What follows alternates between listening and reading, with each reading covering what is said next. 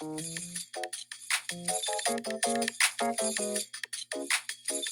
y'all, welcome back to Rocker Clay. So today we're going to have on Taylor and Stephen Cramm once again to talk about engagement and marriage. They have such good wisdom and insight, and it's going to be so encouraging and so good for any season of life you're in, whether you are in the engagement and marriage season or not. They still have such good wisdom and such good words to just encourage you. So I'm so excited for y'all to listen to this episode.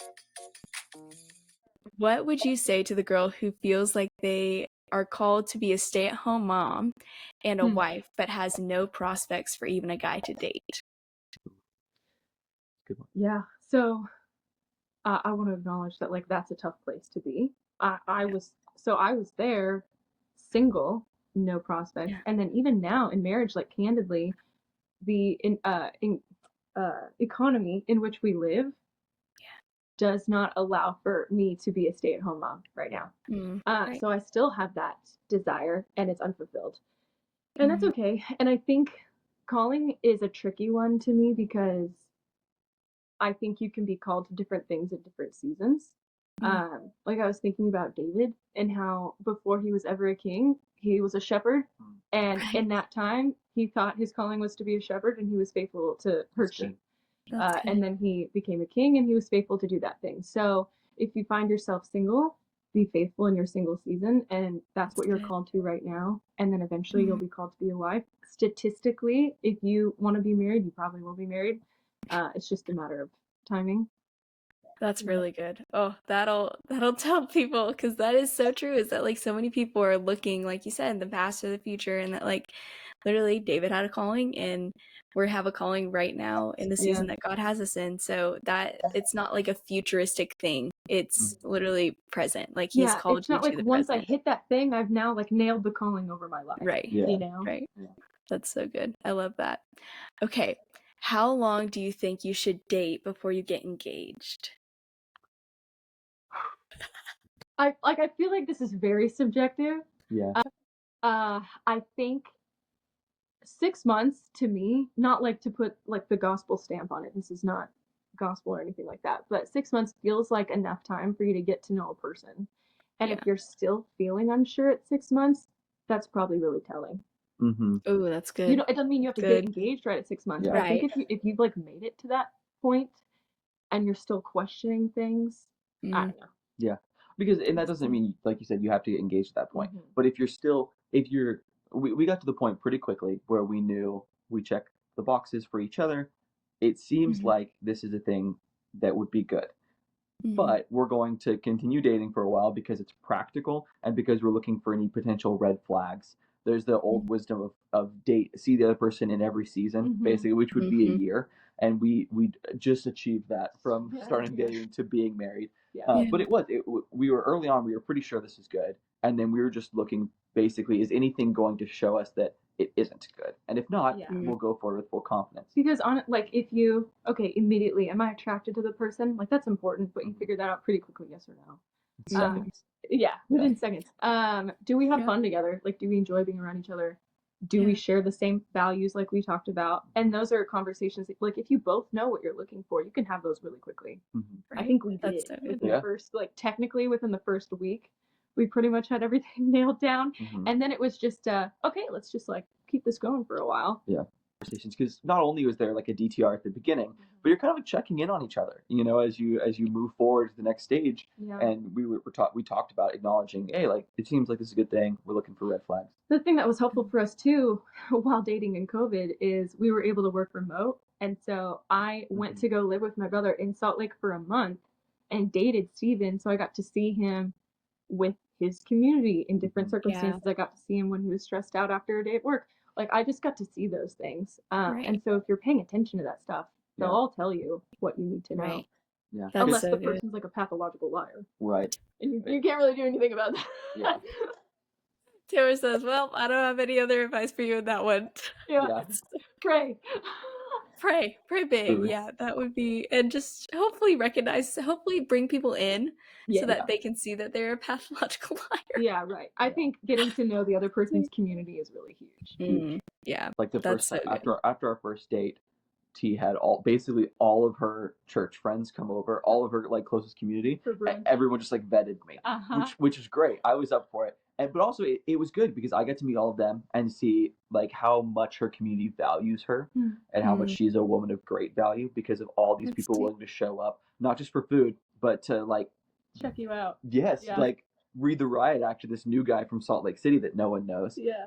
And she got all of her friends to be able to spend some time with me and kind of feel it out. Like, am I missing anything? Yeah. Or is this guy actually something worth pursuing? That's really good. That was the morning after our first official date. Yeah. Everybody came over for brunch. Yeah. Because he came into town, and so he was staying overnight in Dallas, and so we had that. We had to like be efficient with our time. Yeah, use all the time we had. I think that's good. I mean, like you said, like 6 months, like same thing of like you shouldn't have to need a ton of time to like know. So that's so good. I love that. Okay. So then what is a wise amount of time for engagement? As short as it takes for you to get the planning done. Yeah. It's got to be about planning. There's no reason to draw out the engagement more than to plan the event. Right. Things are only going to get harder, I think, in the engagement season. Because you step up the level of commitment. Like you haven't really. You're still kind of you're barely more committed. You can't do anything else. You're still just dating. You just declared I'm going to marry you. But it feels like this big step in commitment. And so all of a sudden, all the temptations also take a big step. And having a 2-year-long engagement is just not a recipe for success. Right. That's good. That's good. Okay. So then to the people that are engaged or like even like to the point of like, I'm dating, but I'm going to get engaged to him, like that kind of thing. What would you say to like spending the night in the, like even in the same room, in the same like apartment, hotel, whatever it is? Like, what would you say to that? I would say if you're trying to wait for marriage, don't do that. Yeah. I heard of some circumstances, one in particular, where the couple they moved into the same house together beforehand. It like worked out. It was fine. I don't think that should be the general practice. I think, again, the Bible like is pretty silent on it, but it's just what's wise, and it might be permissible, but I don't think it's like prudent. Yeah, I mean, I think if the Bible is silent on it, it's because no one would even dream of doing that when the Bible was being written. And there's the idea. The thing that comes to mind is I think it's in Proverbs where the wise person teaching says, "Can a man hold fire to his chest and not get burned?" And what you're doing if you're under the same roof living together, you're lighting a fire just outside your door and pretending like it's not going to come in your room. Right. Like the temptation is there, and there's some as much as we hated when we were dating having to say goodbye to each other at the end of the night. It was really a healthy boundary because it stopped us from progressing into sin.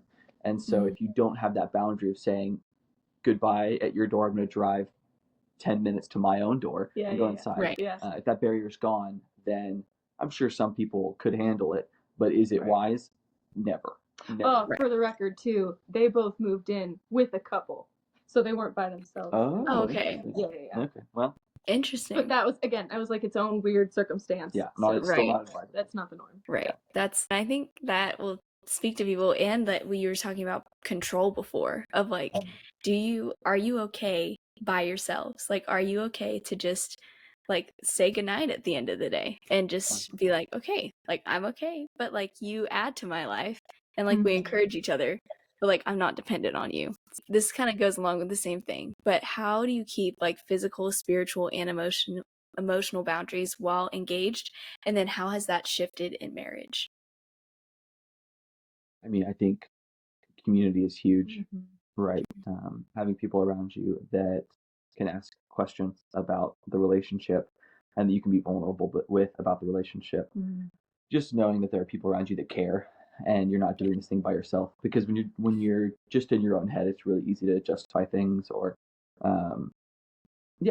justify things. And so having community, I'd say, is like a big one. And just like stay close to the Lord.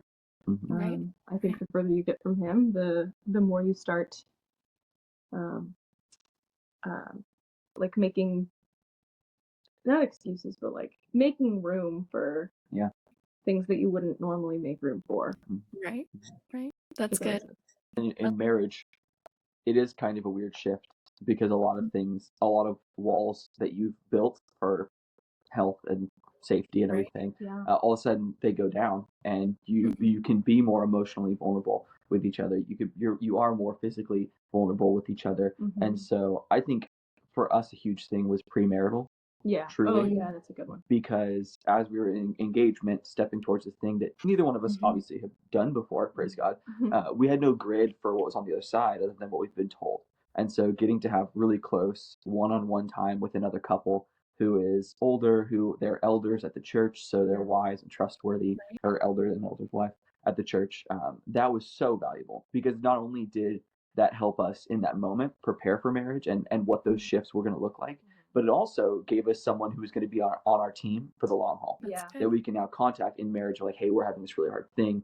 What would you advise? Can you help us? Yeah. And they're kind of checking in on us, and it just kind of built this team around us that enabled us to have a successful marriage thus far. Yeah. That's good. I love that. So to the people that are going into engagements and they're going to premarital counseling and all of that, what would you say to the guy or the girl that doesn't have good community with them in their corner fighting for them? So what would you say, like, how do you get that community, but also what if the person is a little hesitant to community? Is that like a red flag that needs to be brought up, you know? I think it could be honestly, like especially if they're hesitant to get into community. I think it's like a yellow flag at least. Mhm. Yeah. You know, I don't. Yeah, I like love depending on who they are and the circumstance or whatever, it could be a red flag. But I had a situation with somebody that I dated, and it was really hard for him to be friends with guys. He was like friends with girls. Oh, yep. But he had a hard time being vulnerable with guys, and I know some guys that's like a problem for them. But I do think that's something worth working through before you get into a relationship with somebody and want to be married to them. That's good. Yeah. Yeah, I don't know. Yeah.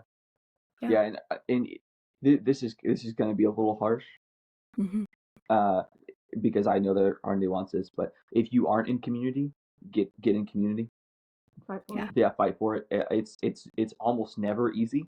If we're being honest, there will be easy times, but Especially as you get further and further into adulthood. You know, like Right. at college, everybody's around the same things, and it's like easy because you're just going to the same classes or in the same clubs. Yeah.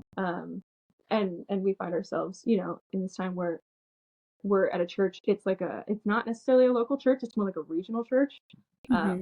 where people are spread out throughout the city. And so we don't even really live like near a lot of people, but you just have to fight for your community Yeah. Right. because But you know it's so important. yeah, there are no lone wolf Christians, at least no successful lone wolf Christians. Yeah, Like That's the good. church is part of the Christian experience, and it's a critical part. It's the body of Right. Christ. Like you're not the body of Christ. You're only Right. part of the body of Christ when you're in community with Christians. Mhm. And so if you That's don't good. have that community, you're not only setting yourself up for failure in relationships, but also for failure in the Christian walk in all its Right. aspects. And so Right. if you're not in community, get in community, serve the local church, Yeah. like find ways to serve. Currently, Mm. you're single. I'm assuming you may be engaged, but you're not married. You don't have kids, probably. You have time to serve. Like Yeah. prioritize the local body, and you will meet people. You will get invested in community. That Yeah. the church is one of the church's biggest questions in America right now. Is like, how do we bring in the unreached and the unchurched? Right. Like that's what we're trying to do. And so if you go and you serve, and you go and you put yourself out there, they're invested in pouring back into you. That's like the Right. biggest mission of the church. And so That's you'll good. get community. That's good. And like you were saying that, you know, you're literally Christian, the body. Like that's not just you. That's so good. Oh, I love that. Press into Yeah. community. Yeah. It's so good. I love that. Okay. Hardest part of engagement, and then what was the sweetest part of engagement? Okay, so hardest part, it was like fun. So we didn't have a wedding planner. I planned the whole thing. And so dealing with that, like all the details, it was like enjoyable, but at the same time it was still stressful. Right. And we both don't come from like well-off families, and so we were Mm. paying for the majority of all of it ourselves. So I think all of that was stressful. The sweetest thing for me in engagement was because, as he had mentioned earlier, I was more of a like skeptic. Like Mm. I wanted to be married. I was just a little bit afraid, you know, of getting Right. married and what if this person all of a sudden turns on me or whatever. Yeah. So I was like working through that stuff. The sweetest thing for me was like as the date got closer and the more that we even got to know each other, I was more and more excited.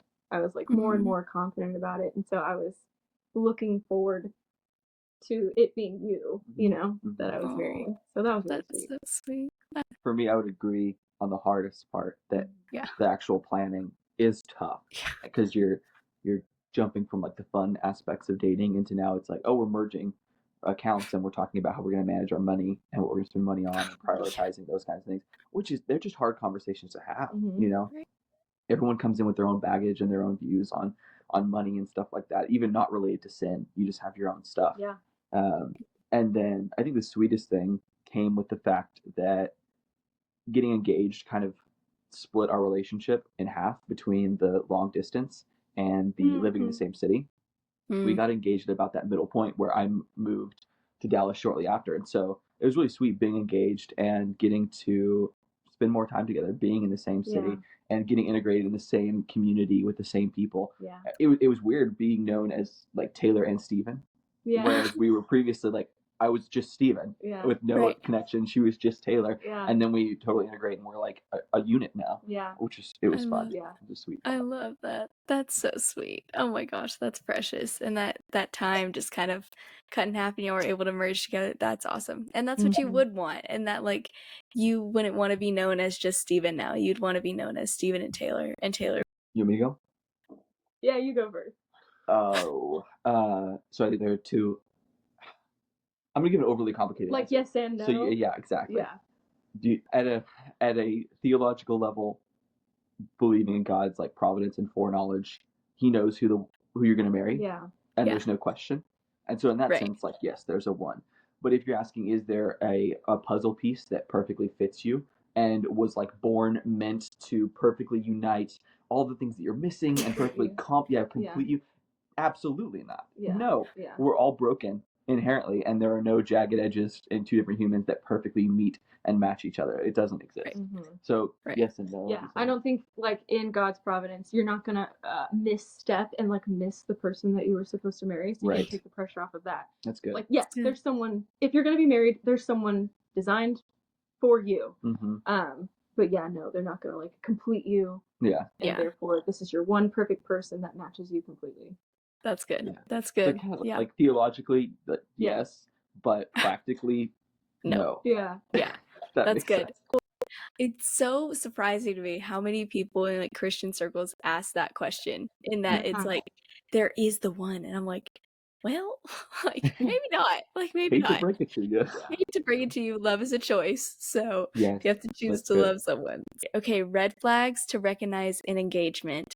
What would be something big enough to break off the engagement? Well, let's start with the big one. If they cheat on you, that's Well, probably yeah. a red flag. Yeah. Yeah. Or I would say like leaving the faith. Yeah. For sure. Mm-hmm. If you see that they're drifting away from the church. And I would say too, like a porn addiction. If hopefully you're at the point of engagement, you're starting to talk about these things, and I know a couple who it came out that he was like actively looking at porn, and so they didn't cancel the wedding completely, but they did push it off for him to get some help. That's so I good. think that's important enough to pay attention to. Yeah, any kind of deep sin patterns like that Yeah. are things that a lot of people think, oh, like when I get married, it'll all be solved. Go away. And it's not. Yeah, It does, no. nothing important changed. It's your heart that needs to change. I'm trying to think of like less overt ones. You know, like if he's an angry person all the time. Yeah. Or I think because that could be, you know, abusive down the line. Or if if you notice that she's like a huge gossiper or something, and it's not like you can't make it work, but if you're intentional about paying attention to that stuff, it tells you what kind of a person she is. You know. Yeah. Everyone has sins, and when you marry someone, you're choosing, you're like choosing your the difficulties. Yeah, you're choosing the problems, and there's always going to be some. And so I think it's the big ones, the big red flags of like deep sexual sin, adultery, or cheating on you. I guess would be Yeah, like cheating on you, Right. or like abandoning the faith, apostatizing. Yeah, that's good. Those are good red flags. I love that. And they're not married yet, so like if you Yeah. decide that you don't want to be with the person anymore, that's okay. Yeah. Like you don't necessarily need a reason if Yeah. you're just not into it. Yeah, Feel free to leave. it's not worth pleasing other people Yeah. to be stuck in a marriage that sucks. It's just Right. Oh yeah, they say it's better to be single wishing you were married than married wishing you were single. Yeah. Oh, that's so true. That's so good. So to the person that is in that situation where they are worried about that, what would you say to them? I would say like have courage to do the hard thing. Yeah. If you're like feeling like this is not right, it's worth the uncomfortable feelings to like get out and be brave than to be stuck in a marriage with a person. That's true. That's good. Who are perpetuating those things. Yeah. And also, like, one, be really prayerful, like up your prayer life and make sure your own heart's right with God. And then get wisdom from community. Yeah. Get wisdom from people who can also see into the situation. See, because everyone thinks that they are probably tend to think that they're more right in any given situation than they actually are. And so seeking the wisdom of outside counsel can be really helpful in discerning what's actually going on. Yeah, that's good. That's really good, guys. Okay, now we're getting to the marriage section of it. All right, when does it hit you that you are truly married? I was just talking about this the other day, how it still hits me sometimes. Like, it feels so comfortable. So it's not really that, like, this is a comfortable thing and, you know, we're married and that's normal. But sometimes I'll just kind of look at him and I'm like, you're like my husband. And I'm like a wife. It's still kind of surreal sometimes. I love that. I love that. That's so sweet. Oh my gosh, that's fun. I love that. Okay, and then what does it mean to operate as one flesh? Yeah. I just think like in every aspect, you know, like physically, yes, you are one. Even like financially, like the decisions that you're making, you're now a unit. So you're doing that stuff together. Yeah, and it's cool how the Lord, to the degree that you like choose to love the other and be sacrificial and stuff, how the Lord really does knit you together, and you start to mirror each other in fun ways. You quicker than you think, you start to recognize what the other person is thinking. Like the other night, we had someone over, and they asked a question, and T said like 2 words. She said like, and one of them was She said nothing, and then I explained. You're like, I know what you're gonna say. I like explained what she was thinking, and they were like, "How did you know?" And I was like, "I know her, and I know what she would say." And so you just pretty quickly start to recognize each other's, and that helps you anticipate each other's needs, which improves marriage even more because you know like this would serve and love the other person, you know. And so just the way the Lord uses sacrificial love of the other to truly knit you together, kind of you start to share a brain. Yeah, it's true. As much as you share everything. That's so sweet. I love that. And it's like, it doesn't have to be this huge thing. It's like the little things of like, you know exactly what she was going to say. Like, it's just knowing the other person. Okay. And then what is it like from going from engagement and like the marriage night to then like after honeymoon? What is it like to do life with one another 24/7? Like, you don't have your own bed anymore. Like, you don't have like just like the natural things that you were so used to in singleness and dating engagement. It's like, how is that shift and like what's that like? For me, I'm a huge rhythms guy. I rely a ton on rhythms and having discipline, routines. And that would look like morning routines and evening routines, things like that. And then all of a sudden I have a woman in my life who wants to go to bed at a specific time and wants me to go to bed at the same time as her. And waking up is more complicated because she's in the bed and I can't disturb her. And so all of a sudden, like my morning and evening routines, it took me months. Still, and now we have a baby, so I'm still trying to figure out how do I do a morning routine? How do I do an evening routine when I have now a baby? Or at the time we first got married, when I have a woman in the same bed as me and she has certain expectations of time being spent together. Like that, my routine's just all thrown off, and having to just be okay with it and figure out how to redo those routines was a big part. It was a big learning curve for me. Yeah. I love that. Yeah. Is that the same for you, Taylor? Yes, I think I'm a little more, like I enjoy routines too, but I'm a little more fluid than he is, and so it wasn't that. it wasn't that big of a challenge for me. Yeah. I think one thing that he's good at that I'm still trying to get good at, he'll say, "Hey, I think I need like a night," and so he'll go and he'll make a fire and smoke a cigar and drink a Scott read whatever he does. And I'm not so great about recognizing like, hey, I think I should take some time and be by myself because I enjoy being with him. Yeah. Um, and I don't know if this is just like a woman thing, but we are like community people, like we just want to do things together. And so me knowing what's good for me and saying like, hey, I should go take some time for myself and either go Yeah. be with the Lord or whatever, instead Yeah. of like wanting him to come with me all the time.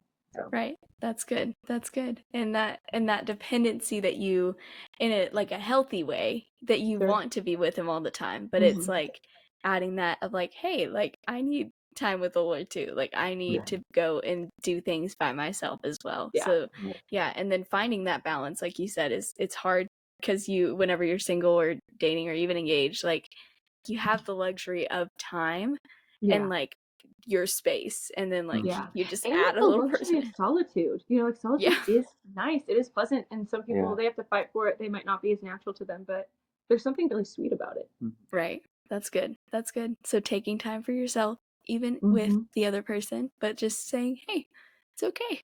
We need a Yeah. little bit of space. Okay. So then how soon did the first fight happen? And then any advice for anyone that's like going through like their first fight after Mm. marriage? Like we've had disagreements, Yeah. but we would say that our first fight probably didn't happen until like a year and a half into marriage because we were Oh, heated. wow.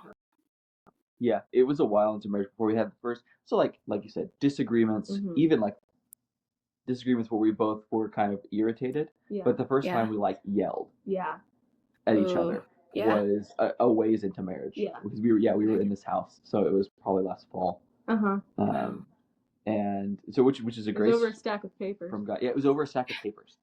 And me having a stack of papers out and her not wanting me to have a stack. It's always about stupid stuff. Uh-huh. Not always, but the fights you have tend to be about stupid stuff Yeah. that Right. doesn't matter, but for whatever reason, in that moment, it Uh-huh. is the most It's important the thing to you. biggest thing. Yeah, Yeah. yeah. And Oh so my goodness. something that we practiced really early on was asking for forgiveness, not just saying I'm sorry, but the discipline of being like, hey, I'm sorry, will you please forgive me, and just kind of like Yeah. placing yourself at the mercy of the other person, knowing that they love you and of course they'll forgive you, and that just Right. de-escalates things a Totally. ton. But it takes a Right. ton of humility, and Right. there are plenty of times where we will be frustrated with each other and combative, and then walk away and both before the Lord be like, ah, shoot, like I have to come ask for forgiveness. We had a thing like last week where we were like we both had walked away and then both at the same time went to go like reconcile with the other person. Yeah. But like both at the same time realizing we love each other. We don't want to be in this like disunity that we have. We like Right. hate not being at peace with each other, and so we both at the same time turn back around and ask for That's forgiveness. amazing. Yeah.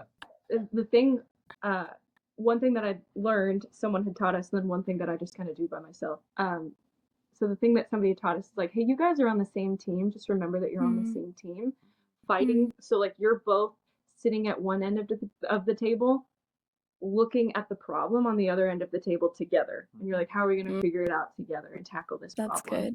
That's good. And then for me, a personal thing that I do is like if I'm upset about something, it's really morbid, but it puts it in perspective of if Stephen were to die before we have a chance to reconcile, is this still a problem? Yeah. Yeah. And the answer is always no. And so then it just immediately becomes less important and I'm able to just like forget about it. I mean, that's so good. That's a practical step of like, hey, let's put it in perspective. Like, is this really something that I want to like hold on to and like take a grudge over? Like, no. So that's so sweet. And even that, like, it goes back to the one flesh that y'all came back at the exact same time to reconcile. That's perfect. It's not I always love like that. Right. But that was a good example. That was a good one. I love that so much. So Isaiah 45, 4-6 says, for the sake of my servant Jacob and Israel my chosen, I call by your name. I name you. Though you do not know me, I am the Lord, and there is no other beside me. There is no God. I equip you. Though you do not know me, that people may know from the rising of the sun and from the west that there is none beside me. I am the Lord, and there is no other. So we see from this, like, the way that God, like, chose his people, and sought us out, like, actively sought us out, and how he loved us unconditionally. So how are the ways that guys should pursue in dating and engagement, and how are the ways that girls should pursue, because in a way that we are supposed to love our spouse, but like with the love of the Father, and there is pursuit involved in that. So how are we supposed to do that in the way that Jesus pursues us? And like, what should that look in engagement and in marriage? And like the saying that you never stop dating the person, like in marriage, like, how does that look from the Christian point of view that Jesus is chasing after us? Yeah. But from the guy's point of view, there are so many things that you could say, Mm-hmm. but I think a big one starts at the beginning and kind of sets the tone for the whole relationship, and that's clarity. Mm-hmm. The guy being the person who kind of sets the stage and is clear on from the beginning, hey, this is our relationship. This is how I see it. How do you see it? The guy Yeah, who like that's goes first, Yeah. like, hey, this is our financial situation. Let's move from like this clarity or right. whatever it is. You're kind of like setting the tone that you're Yeah. being clear on, like, this is where we're at, and then Mm. you invite her in to that place from the Mm. stage that you've set. Mm-hmm. That's good. Yeah. Oh, I think leading from a place of being self-sacrificial and humble Mm. is huge, because in Yeah. everything you're going to have your own preferences, Mm. and you need to balance what like needs to happen with what you just think is the right thing. And most Mm. of the time, the thing that you just think is the right thing isn't necessarily the absolute truth. You need to get Right. her perspective on it. Mm. And so before the two of you make decisions, don't come in thinking like, I'm the guy, I know what's right. You might have really good perspectives, but share those. Be humble and Mm. self-sacrificial, and willing to cater to her, because a person who leads heavy-handedly is really hard to follow and to be served by the other. But the person who leads humbly and self-sacrificially, it's really Yeah. easy for the wife then to come alongside and feel she feels trusted. She feels like part of this thing, Mm. and it equips the whole couple to kind of make decisions together and move forward and love each other really well. Yeah, Good. that's so good.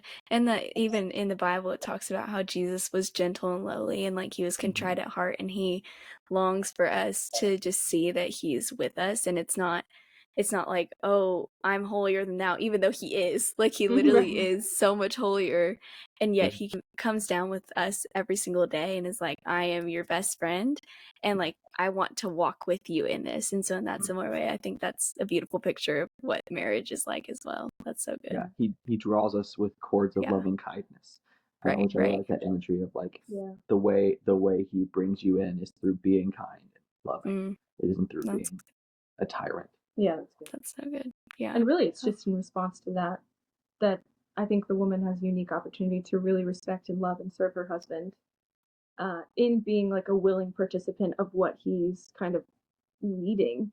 Mm, And so I think tone matters a ton. mm, I need to learn that better sometimes. Yeah, me too. But like the way that we say things, the way that I'm able to encourage him and speak life into him, because I think women, our words definitely carry weight, Mm-hmm. and they could be mm, used for bringing up or building up or tearing down. So, right. and I think going out of my way to like be appreciative and grateful of all Mm, of the things that he does do for our family. yeah. Um, or even just guys in general. I mean, I said before, even when I was like single and stuff, if a guy held a door open for me when I walked in, I like wanted to make it a point to say thank you, because he was Mm, doing something masculine, really, yeah. And so I think finding ways, like even in singleness, for your brothers and sisters to work together, um, is, I don't know, like encourage each other. Like Mm, specifically the women, encourage your men, encourage your mm, friends, encourage your dudes, mm, and just see what happens when you do. Yeah, yeah. and then men, like, serve the women, be courteous, be chivalrous. It Yeah. shouldn't be dead in the Yeah. Christian community. Yeah. Serve everyone, but Yeah. like, treat women well. Yeah. There aren't a Yeah. lot of models of that left in the world. Our culture is kind of allowed that to die, even culturally. It was like it's been hanging on where men still acted with some degree of chivalry, and now it's Right. pretty dead. And Yeah. so, if Christians can be a model of men treating women with dignity and respect, and women doing the same for men, I think that would show it would show Jesus in the way that you're loving one another. Yeah. You know, That's so good. That's so good. Wow. Thank y'all. That was amazing. And I bet that's going to encourage so many and clarify a lot of things actually. Cause like, it's sad, but in the church, like dating and engagement and marriage, it's just not talked about enough. And so like, even the way that y'all are saying, like it is biblical. It is the way that we're supposed to love is literally as Jesus did. So I love that. Okay. This is the last and final question. Okay, to the young adults who are seeing all of their friends get into serious relationships, get engaged, get married, and have probably been in so many weddings, like as bridesmaids or groomsmen, how would you encourage them in saying to value their friends and celebrate them, but also if they have that desire for themselves, like how to do that in the same way, but also have hope that that could be potential for them, but also just like you were saying in the present, like encourage them in that. I think the first thing I would say is like it's a good thing that you desire. I don't want people to ever feel embarrassed over wanting something like that, you know? And I think in some kind of twisted way, they're like, if you're just content, then, maybe the Lord will bring you somebody or whatever. It's like, no, keep praying for the thing that you want because you want it and the Lord wants to hear your heart, like petition before him for that thing. And if it's not happening, uh, it can be really easy to go down like, well, I'm just not good enough and nobody likes me or whatever. No, like you're not single because you're not good enough for somebody. You're not single because you're too good for somebody. You're single because the Lord is good and this is his best for you. Yeah. That's good. I love that. Yeah. The only other thing I would say is if I'm someone who's talking to a person who is having trouble in their relationship status relating to people outside who are getting married, like you said, I want to take the time to dignify where they're at.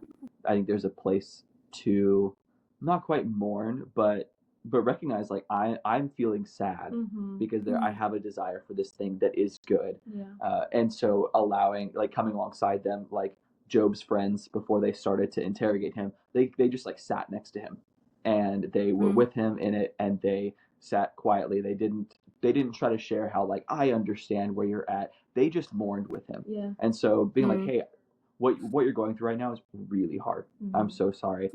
And doing what you can to support them and just kind of mourning with them.